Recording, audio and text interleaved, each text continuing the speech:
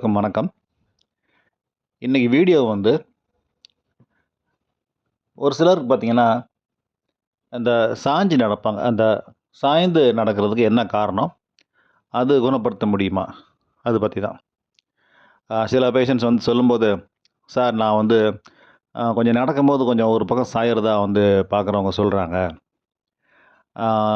என்ன ப்ராப்ளம்னு தெரியல" அப்படின்பாங்க. சிலர் வந்து அவங்களுக்கே தெரியுது, நட கொஞ்சம் மாறி இருக்கு அப்படின்றது.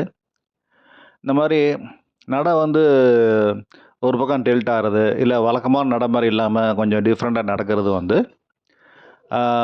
சில கண்டிஷன்ஸில் இருக்கும். இது ஏஜ் சம்மந்தம் இல்லை. சின்ன ஏஜாக இருந்தாலும், வயதானவங்களா இருந்தாலும் இந்த மாதிரி ப்ராப்ளம்ஸ் வர சான்ஸ் இருக்குது. இதுக்கு வந்து 2 காரணங்கள் இருக்குது. ஒன்று வந்து அலைன்மெண்ட். போன்ஸ் வந்து சரியான அலைன்மெண்ட்டில் இல்லை, மூட்டுகள் ஸ்டிஃபாக லாக் ஆகிருக்கு. அந்த மாதிரி சிச்சுவேஷனில் வந்து இந்த மாதிரி கொஞ்சம் நடை கொஞ்சம் மாறும். ஒரு சைடு சாஞ்சு நடக்கலாம், இல்லை ஒரு பக்கம் தாங்கி நடக்கிற மாதிரி இருக்கும். நிறைய வகை இருக்குது. அப்போது எந்த மூட்டு வந்து ஸ்டிஃபாக இருக்குன்னு பார்த்து அதை நம்ம அன்லாக் பண்ணும்போது நல்ல ரிசல்ட் இருக்கும். அதுபோலவே வந்து போன்ஸ் அலைன்மெண்ட் சரியில்லை, ஏதாவது ஒரு லெவலில் வந்து அலைன்மெண்ட் மாறி இருக்கனால அப்போது நாம் வந்து அதை சரி பண்ணலாம். அப்போ ரிசல்ட் நல்லாயிருக்கும்.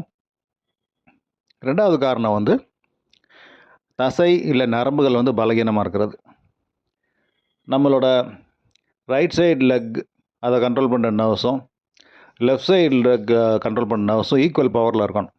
இப்போ வந்து நிறைய நர்வ்ஸ் இருக்குது, அந்த டீட்டெயில்ஸ் போக நான் விரும்பலை.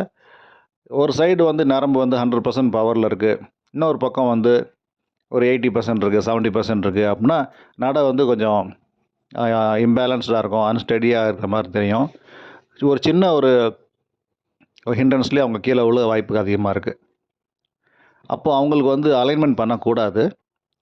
அவங்களுக்கு வந்து எந்த நரம்பு வீக்காக இருக்கோ அதுக்கு சில உடற்பயிற்சி சொல்லித்தரணும். அந்த உடற்பயிற்சி மூலமாக வந்து அதை குணப்படுத்தலாம். ஃபஸ்ட்டு கேஸ் வந்து நாங்கள் ட்ரீட்மெண்ட் பண்ணுறதுல குணமாகும். செகண்ட் கேஸு வந்து நாங்கள் எக்ஸசைஸ் தான் சொல்ல முடியும். பேஷண்ட் தான் வந்து நல்லா எக்ஸசைஸ் பண்ணணும்.